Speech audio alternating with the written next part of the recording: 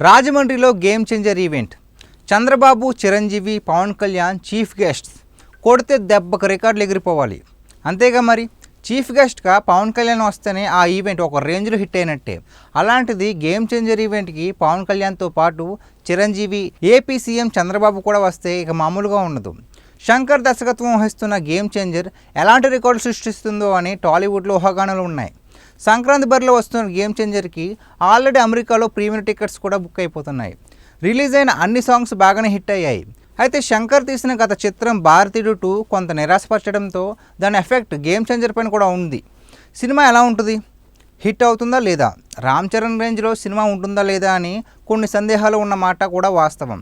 కానీ ఇక్కడ మీరు గమనించాల్సింది ఏంటంటే, game changer story Karthik Subbaraj రాసింది. అతని సినిమా స్టోరీలు ఎలా ఉంటాయో మనకు తెలిసింది. మామూలు స్టోరీలు కాదు. పైగా రామ్ చరణ్ గేమ్ చేంజర్లో మొదటిసారి ద్విపాత్రాభినయం చేస్తున్నారు.